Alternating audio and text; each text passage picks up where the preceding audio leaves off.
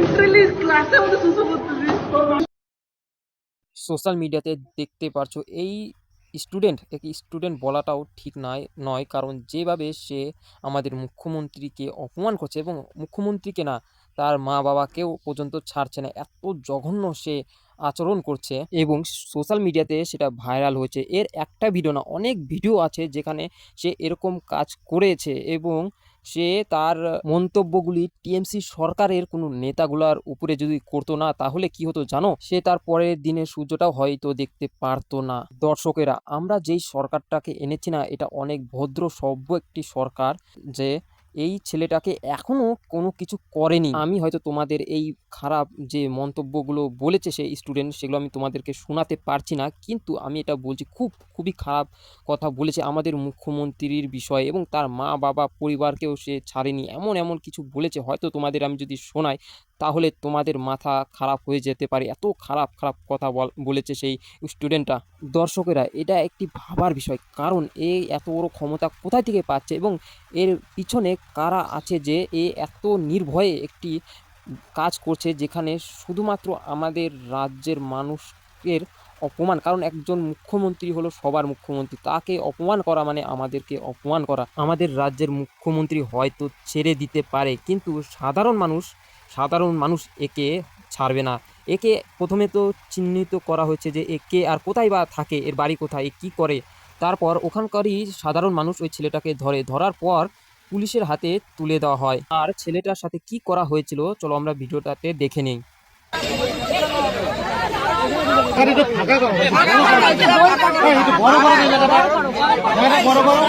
কেউ কারো কথা শুনতে পারবে।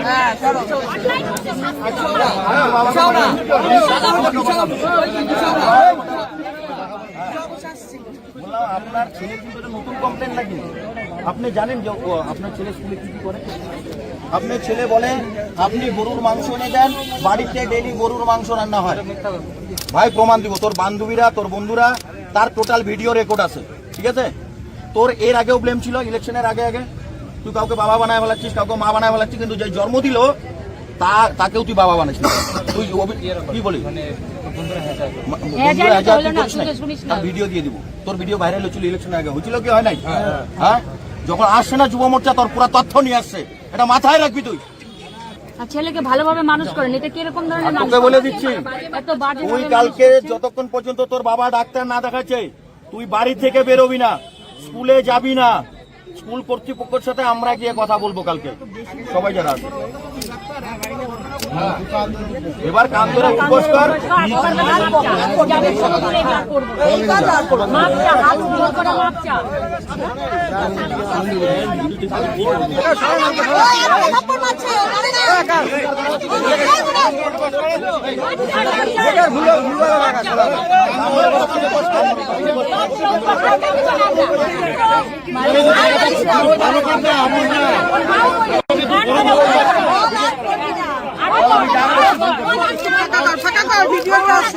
ভিডিওটা আসুক।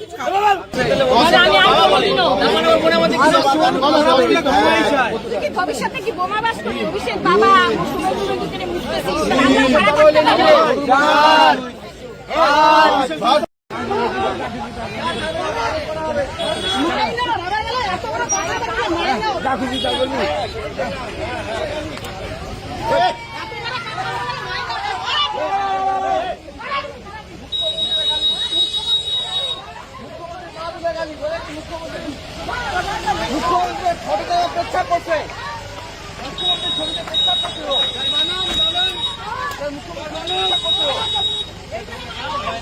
তাহলে দর্শকেরা, ভিডিওটা দেখে কিন্তু অনেক কিছু বোঝা গেল কেনই এই স্টুডেন্টটা এরকম কাজ করছিল। এরকম ধরনের যদি খারাপ কাজ করতে যাও না, তুমি বন্ধু একা পারবে না, কারণ পিছন থেকে যদি তোমাকে কেউ সাপোর্ট না করে তুমি সাহসী পাবা না যে এরকম কিছু একটা খারাপ কাজ তুমি করো। আর আমরা কিন্তু ভিডিওতে স্পষ্টই শুনতে পারলাম যে একজন বলছে এর বাবা হলো টিএমসি।